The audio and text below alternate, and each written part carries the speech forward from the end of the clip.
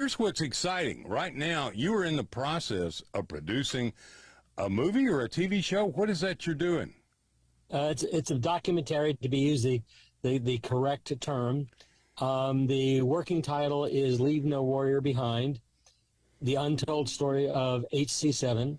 And for the listeners who don't know who HC-7 is, it's the only helicopter squadron the Navy ever had that was dedicated to combat search and rescue and special operations, but mostly CSAR, or combat search and rescue. And it was in being primarily during the Vietnam War, and during the 8 years of its existence, it never missed a commitment. And what, again, a lot of people don't know, and our Air Force friends always gnash their teeth when I say this, we made about a third of the combat rescues in and around North Vietnam. So what the documentary does, or will do, it'll be about 2 hours long when we're done. It's going to tell the story of 8 rescues from the pilot's perspective, the air crewmen who were in the back end of the helicopters, the maintainers who kept us flying, and the survivors. We've already started recording interviews of survivors and crew members. We've got the script done, and we're raising money to finish production. We're talking to pretty much anybody who wants to donate money, and we're significant way there, but we don't have all the money we need. We're hoping, God willing, the creeks don't rise, to have the thing finished by early in 2023 and release it sometime in the spring of 2023. If we get a major sponsor, we're going to involve them in the distribution program, or plan, I should say. And the movie will probably, or documentary will probably air on one of the major channels like Smithsonian, Discovery, AHC, or we may take it to Netflix or Amazon. Our writer-producer is Robert Child. He's an Emmy-winning producer who's done a bunch of films on the U.S. military, and he's got connections all over the industry. And so next week I get to interview narrators, and we got a very short list, and hopefully we'll pick one that's nationally known. Oh, I think that would be fantastic. I am very familiar with HC-7 because I was with HC-1 on the Oriskany. Matter of fact, when you were over there, you actually flew off some of the Oriskany at that time. And the air war in Vietnam, if a pilot went down feet dry in country Vietnam, HC-7 went after it. And several of those air helicopters were gunships. You had you had miniguns on them, and you got into it. Yeah, the Air Force and the Navy sort of shared the responsibility of who picked up who inside North Vietnam. The H-2s had M60 machine guns in each door. The H-3s had a minigun in the back of the cargo door and an M60 out the passenger door. So we were armed. Neither helicopter was designed to be ballistically tolerant, to be polite. So we tried not to get shot at. But in a rescue, pretty much everybody knows where the survivor is. And so quite often it's a hotly contested event. I do want to point out one thing about HC-7, which I forgot in my summary, and it is that HC-7 has one of the 2 Medal of Honor winners that were awarded to naval aviators, Clyde Lassen, and it was for a rescue in North Vietnam in 1968, and we're going to tell that story in the documentary. We actually have the audio tapes from the most of the radio conversations, so that's going to be how we're driving the script. In fact, in many of the rescues that we're going to feature in the movie, we're using the actual tapes, audio tapes, because we don't have video. And then we're also using high-level CGI. And for those of you out there who play on simulators using Eagle Dynamics or DCS graphics, that's who we're going to use to create the graphics, so we can put the viewer of the documentary in a pilot seat, the survivor seat as he's punching out, and also the air crewman seat. Wow, what an experience. So you're going to get a visual experience. You're going to get a real experience of what it was there. Now, also in your book, Big Mother 40, which I loved it, you talk about basically inserting and extracting SEAL teams. That was also part of what HC-7 did, didn't it? Yeah, it was a very small part of it. I just think that when I wrote the book, I just thought it was a different way of telling the story. But it also, in many ways, is a primer on flying special operations, particularly the insertion and extraction process, because a lot of people don't know how it's done. And also, during Vietnam, we were, I'm going to use the word loosely, pioneering. The best way to, I think a better word was discovering ways to do it. The Army had its own techniques and tactics. We had to develop our own, many of which were, oh my God, why didn't I think of that? But it was a pretty interesting experience, and how do I put this? It was also a learning experience because none of us, to be quite frank, knew what the hell we were doing when we started. There was a whole lot of that in Vietnam, I got to tell you, and it wasn't easy. One other point, and that was also true in the combat search and rescue side of the house as well, because the lessons we learned in Korea, which are well told in a movie called The Bridges of Toko-Ri, were forgotten. The Navy had literally gotten out of the combat search and rescue business after Korea. And suddenly in 1965, we're bombing North Vietnam. We're getting planes shot down. And they're going, oh, my God, we got to go get these guys. How the blank do we do this? And we started out using seaplanes. We used helicopters that had no guns, no armor, no nothing. And we eventually morphed into saying, we need to create the squadron. And out of that came HC-7. And I hate to say this, the history of combat search and rescue, but after Vietnam, we forgot those lessons again, and guess what happens in 1991? We've got Desert Storm, and we got to go figure out how to do this again. Luckily, we had equipment, and the Air Force had some equipment, and it was a different world. The other thing I want to point out is that if the pilot went down in the water and was not killed by a sea snake or eaten by sharks and got out of his parachute, because sometimes it took us a while to find him, there's about a 90-95% chance we're going to pick him up. Over North Vietnam, it was a whole lot different, and it depended on where you went down. So if you went down in a rice paddy right next to a village and you're surrounded by farmers, probably not be able to get to you in time. Or if you went down the jungle and got seriously hurt as you crashed through the trees, which happened a lot, we may not be able to find you because you may be unconscious or disabled, and bad things happen. So the in-country rescues were typically, the percentage of pickups was a lot less. Again, it's because of where you went down. But if you got out over the water, or as we say in the Navy, feet wet, there's a pretty good chance we're going to pick you up. Mark, you were flying the big HC-7 was flying the Zagorski aircraft, which basically the president uses, the Marine Corps flies 3 of those. And so people want to know, what did it look like? Anytime you see the president in that big helicopter, that's one of those that you were flying. Yeah, the VH-3s that the president flies in are they're highly modified, but they're also slightly longer. But yes, that's an H-3. And by the way, they're going away. We also flew H-2s, which was about two-thirds the size of an H-3 at 12,000 pounds versus 20,000 pounds. Yeah, I know. I worked on those. But what I want to go back to, we call that the hooky took. It was not good. But let's go back, though, to give people an idea that you're going to bring to life. You were landing on destroyers. In that Big Mother 40, you were landing on destroyers and taking off from destroyers. Well, the deck pitches a whole lot, and the landing platform, what is the clearance for your rotor blades on some of that? It was only, 5-6 feet maybe, or less? Not even that sometimes. So back in those days, the helo decks and the back end of destroyers, and most of them in those days were called DLGs, which standard for Destroyer Leader Guided Missile, which meant it had flag spaces. But they were not designed for helicopters, nor were they standardized in design. So they're all different shapes. And on some of them in the H-3, we'd have 3 feet of clearance between the tips of the rotor blades and the superstructure of the ship. In an H2 on that same deck, we'd have 5 to 6 feet. And others, we had, 10 or 15 feet.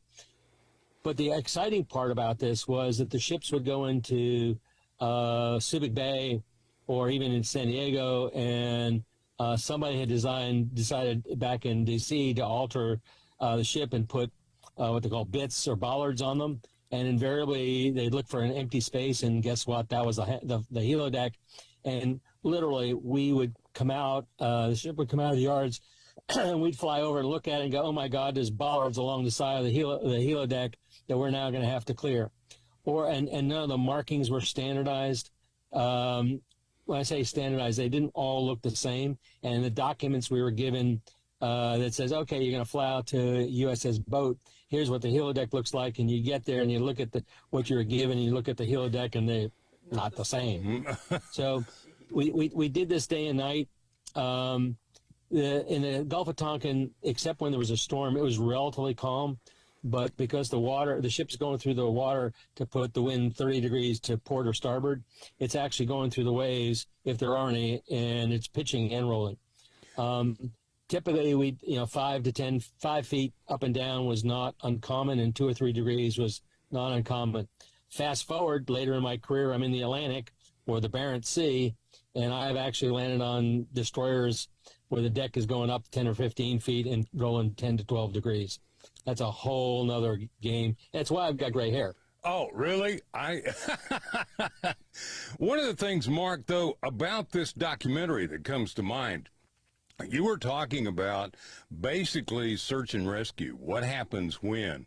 And I think this is an important part of history that people don't know about. As you said, there are 2 Medal of Honor winners, and I think I met one of them who is a SAR rescue trainer when I was in HC-1. And it's an amazing world, because the men and women that are involved in SAR rescue have a different mentality altogether. Okay, guys, we're live on Facebook. I didn't want to say, Mark, gee, I worked on those hooky toques, and quite frankly, they were very difficult to keep in the air, especially with a tail rotor drive shaft that had about the weight of a beer can in the metal, but also the way the clamshell doors opened for all the electronics. And Sid, you've got to have seen what we had to deal with. Every time those poor guys went through a rainstorm, which was pretty frequent, they lost all their electronics. It was awful. Wow. Yeah, so here's what happens. So you have these clamshell doors, right? And so Jim's going to laugh when I say this. And we used to put layers of silver tape to keep the water out. Duct tape. Because if you flew through a rainstorm, the water would get into the compartment, and things would short out, the fuses would blow, and you'd lose the electronics. Typically, you lost your attitude gyro first, and then it was just a succession of what got wet next. So the cure, like I said, was the silver tape, but the fix was we'd land someplace, we'd get out, we'd open up the clamshell doors, and the air crewman carried a hairdryer. We'd run an extension cord out to the airplane or the helicopter, and we'd unplug the cannon plugs, which the connectors, and we'd dry out the cannon plugs, screw them back in, put new fuses in, and we're good to go to the next rainstorm. Well, one of the things. In one of my books, I talk about I was flying from North SAR down to the Yankee Station in an H-2, and I knew this was a problem, but I didn't have any choice because flew through some heavy rain and clouds, and suddenly there I am, partial panel with no radios, nothing, looking for a boat, and only 20 to 30 minutes of gas left. And because I couldn't talk to the ship, they couldn't give me radar vectors. And I didn't have a TAC in, so I couldn't find the ship. And so we ultimately stumbled upon it by seeing the wake. But it was a real problem in the H-2. And as Jim will also tell you, he greased everything. The tail rotor drive shaft, it's the only helicopter I have flown that had a tail rotor drive shaft failure because one of the bearings broke or died, and the shaft sheared where it was supposed to at a joint. And suddenly I don't have any tail rotor. That will ruin your day. I had several of them. I was amazed the number of U-joints that was in that thing, as well as I went out one time because we lost a couple of helicopters, and I'm like, what is going on? So I went opened the thing up, and I'm looking at this drive shaft, and I put my hands around it, and the metal in the drive shaft was about the weight of a beer can. Yeah, you could squeeze it. Yeah, you could squeeze it. Yep. And by the way, that was a pre-flight item for the plane captains. As you remember, you were supposed to take the drive shaft by the joints, squeeze it. If it broke, which meant it was corroded inside because it was made out of a magnesium aluminum alloy, you changed it. It was the air helicopter was down. But yeah, that was another exciting thing about the H-2. Welcome back to the Veterans Impact Show, and thanks to our sponsors, Fairway Independent Mortgage and Lone Star Wealth Strategies. Now, let's continue this great conversation. Boy, I've got a great day. I'm just so thrilled to have my good friend, Captain Marc Liebman, United States Navy, helicopter pilot, author. Go to his website, marcliebman.com, right? And take a look, because you will enjoy. Not only, Mark, are you talking about what happened in Vietnam, and in your books you started a series about Revolutionary War that I think is fabulous, the Raiders of the Scottish Coast. But what's exciting to me is you're working on a documentary that's going to be about the SAR rescue pilots in Vietnam, something that very few people know anything about. And those guys, man, you talk about, everybody gets excited about fighter jocks. I mean, everybody go, hey, Tom Cruise and fighter jocks. Let me tell you something. There was a whole bunch of guys in the air in helicopters that were doing stuff that would make Tom Cruise turn around and run. So, Mark, thanks for being back. Now, tell us a little bit more about your documentary in this last segment that we're going to be really focusing on that. And where do you think, well, you don't know where it's going to be, but you're going to have it on your website, correct, where people can find out about it? Correct. And it's also on the Navy Helicopter Association Historical Society's website. Those links are, the actual content is on their site, and I updated for my site, but that's a technology thing. So there's a couple more things I want to talk about the movie. One of which is the reasons that we're doing it is because not very many people know about it. We already have interest from, I'll use the word, several distribution or distributors for both U.S. and worldwide distribution. So we're pretty confident that we're going to get it widely distributed and get lots of eyeballs on it. If we make money, and there's a fair chance that we will, most of the money is going to go into two educational foundations that provide scholarships for either naval aviators, that's the Tailhook Educational Foundation, or the descendants of Navy helicopter pilots, and that includes air crewmen and maintainers and anybody else who was assigned to a Navy helicopter squadron, and that's the Navy Helicopter Association's scholarship fund. And then some money will go to the Historical Society. We are getting access to Sikorsky's, or have access to Sikorsky's archives. We have access to the entire HC-7 archive, as well as to other archives. So one of the things we're taking great pride in is the fact that this documentary will not only be tell a great story, it'll be historically accurate, and you won't see images of helicopters where we'll be talking about H-3s, and suddenly you're going to see another model helicopter that doesn't even look like an H-3, because it's not. We're going to use as much real footage as we can, and then we're also, like I said, using CGI to put the viewer in the cockpit or in the seat of the guy getting shot down, or in the viewpoint of the air crewman who's lifting the guy out of the water, out of the jungle. So it's gonna be pretty exciting. Like I said, right now the script's gonna run right around 110 to 112 minutes. It may go longer, it may go slightly shorter when we get done.